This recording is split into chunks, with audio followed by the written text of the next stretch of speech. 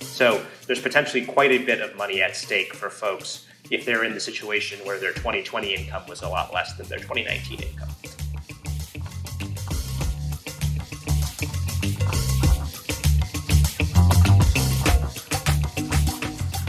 So, Bharat, thank you so much for making some time. First of all, would you mind just introducing yourself to the people of Georgia, giving us a sense of who you are and what you do? My name is Bharat Ramamurti.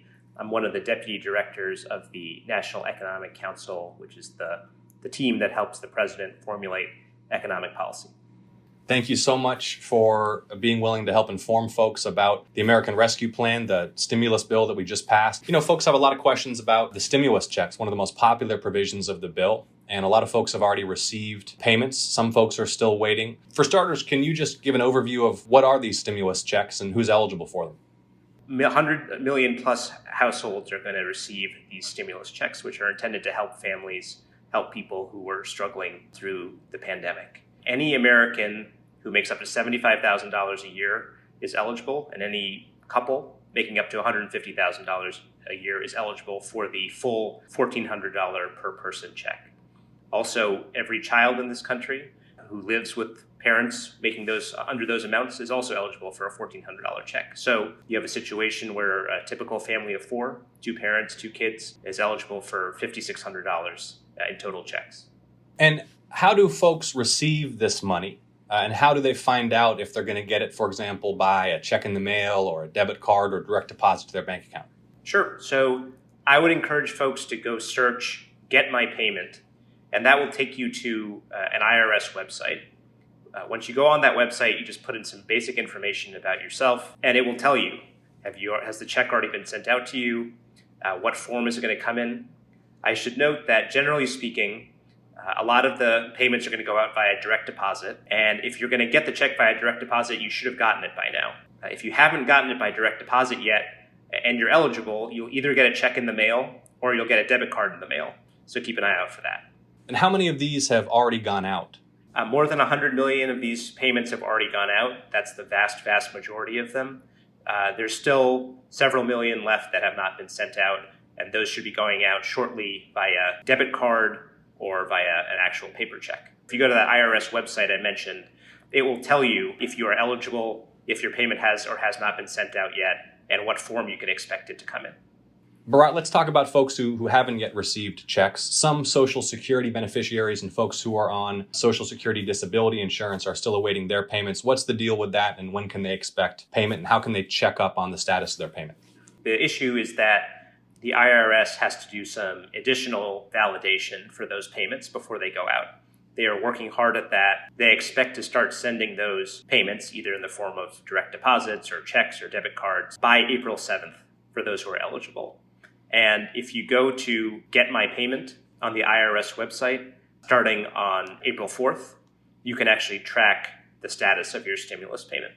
And these payments and eligibility for these payments are being calculated on the basis of the most recent tax return filed.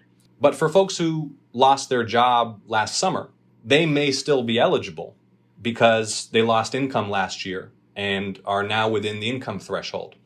How do those people who maybe haven't yet filed their 2020 taxes, but will be eligible based on their 2020 income, make sure that they receive their payments even if they weren't eligible based on their 2019 income?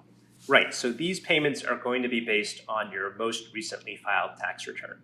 So if you're a person who is in the situation that you described, where your 2020 income was lower than your 2019 income, I would encourage you to go and file your 2020 tax return as soon as possible, because that will determine your eligibility for a check based on this most recent round of payments. But also importantly, you can go and top up your previous payments. So in other words, this is the third stimulus check that we've had over the last year and a half, roughly speaking. Because the IRS determines your eligibility for these stimulus checks based on your most recent tax return, that means that even if you were excluded from the checks that went out, last spring, but you would be eligible based on your new tax return, if you file your new tax return, you will get that previous check as well. So there's potentially quite a bit of money at stake for folks if they're in the situation where their 2020 income was a lot less than their 2019 income.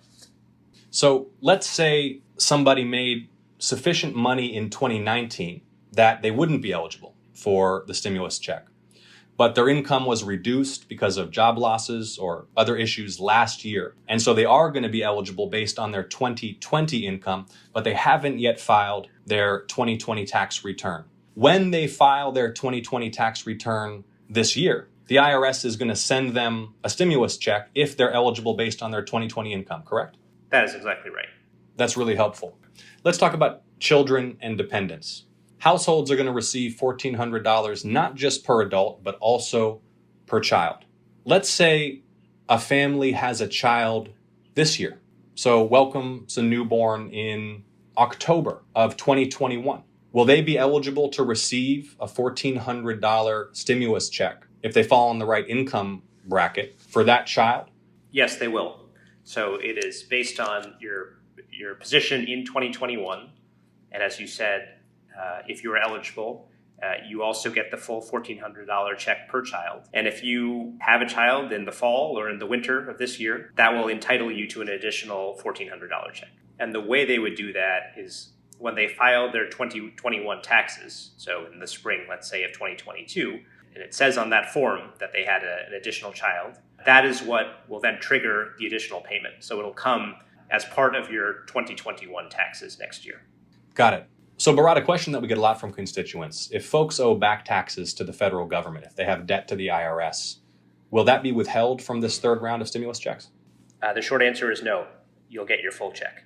Okay, that's great. And everybody listening, if for any reason you believe you've not received the check to which you're entitled, please contact my office and we'll work with you to get to the bottom of it. So this round of stimulus checks, unlike the past, adult dependents are also eligible. Can you just briefly explain what that means and who are adult dependents? Sure. It's any adult dependent that you would claim on your tax filing. So a couple typical examples of that. A college student would qualify typically, or if there is an adult with a disability that you care for and that you claim on your tax return, they would qualify as well. Okay, let's talk about two cases that we're hearing about, folks who have some confusion. Either they've changed their address or their direct debit bank account information is no longer valid. How do those folks make sure that they're receiving their payment? So if you go to the IRS and fill out a form, if you've changed your address, they will then send you a check to your new address. And if you just search for address changes at the IRS, you will pull up the right website for that. Second, obviously, you should always make sure, if you can, to make sure that your mail is forwarded to your new address. You can do that via the United States Postal Service website. We're going to put that website up on the screen right now for folks who need to notify the IRS that their address has changed. And again, everybody, if you have any questions about this, just reach out to my office. My staff is here to help. So, Bharat, thank you so much for leading us through. This has been very clarifying. I'm sure it's been helpful for folks who are listening. Everybody, we're going to do another one of these upcoming on the child tax credit, eligibility for the child tax credit, so that you know everything that you need to know about that when you file your taxes this year for your 2020 taxes. But what's the bottom line on the child tax credit? Who's eligible and how will they receive it, Bharat? Basically, any single parent making up to $200,000, every couple making up to $400,000 is eligible.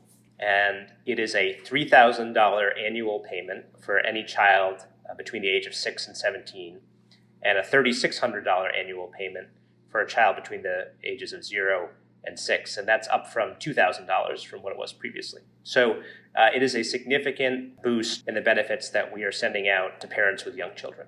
Well, Bharat Ramamurti, thank you so much for joining us. Thank you for your service to the country and your work in the White House. Thank you for taking some time out of your busy schedule to help inform Georgians about the stimulus checks, and reminding everybody to reach out to my office if you have any questions. Bharat, anything you want to say or any points you want to make that we didn't cover? No, thank you for having me, Senator, and I feel like I have to say thank you for advocating so strongly for these checks. I know it's going to make a huge difference to people in the state that you represent and in every state in the country. Bharat Ramamurti, thank you for joining us.